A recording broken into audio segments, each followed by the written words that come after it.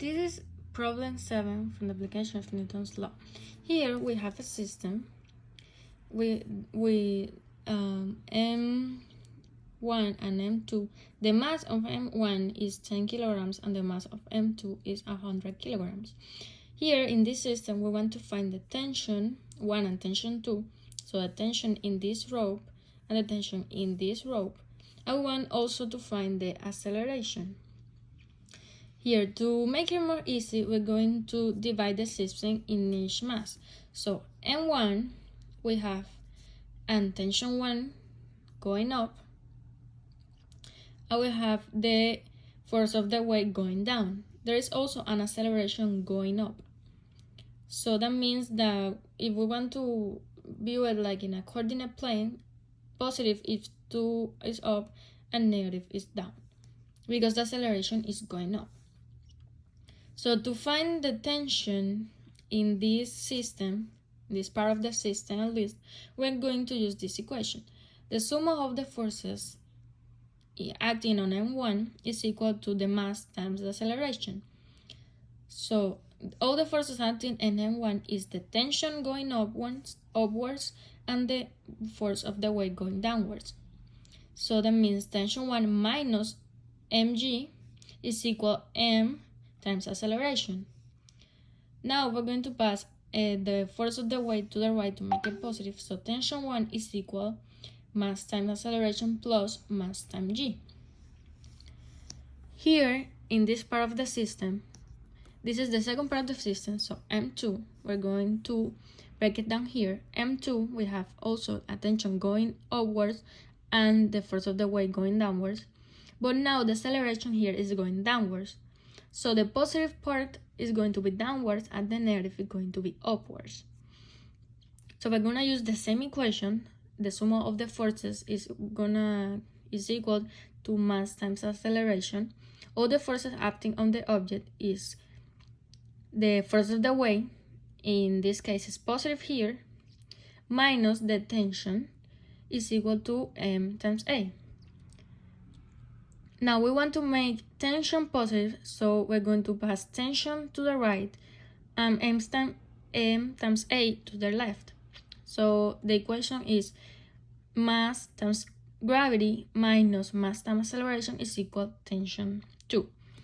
Now we want to prove that tension 2 is equal to, because the equations are like similar, tension 1 is going to be equal to tension 2.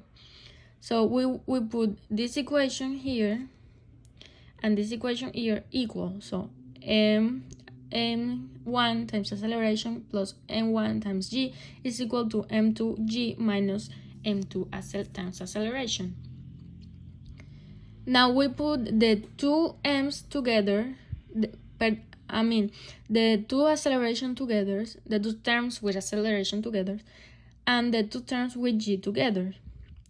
And we factor out a in this case in this side and g in this side. So that gives us a times m1 plus m2 equals to g and m2 minus m1. Now we want to find acceleration. So acceleration is equal to g, the right side, divided by the m2 plus m1 plus m2. This is the equation that we're going to use to find acceleration. So now the only thing we have to do is to plug the numbers. So acceleration is equal, g is 9.8, m2 is 100 minus 10, that is m1, divided by 10 plus 100. So it's going to give us 882 divided by 110, and the division is equal to 8.02 meters per second square. That's the unit of acceleration. So we have acceleration. Now we want to find the value of each tension. So we're gonna use the equations that we found right here, these two, to find the value of each tension. So tension 1, this is the equation, so we only plug the numbers.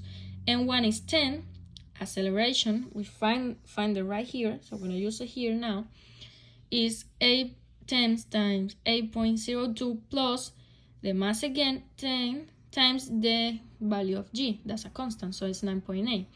So if we do all the calculations, then tension 1 or T1 is equals to 178.2 newtons. Now, tension 2, we use this equation right here.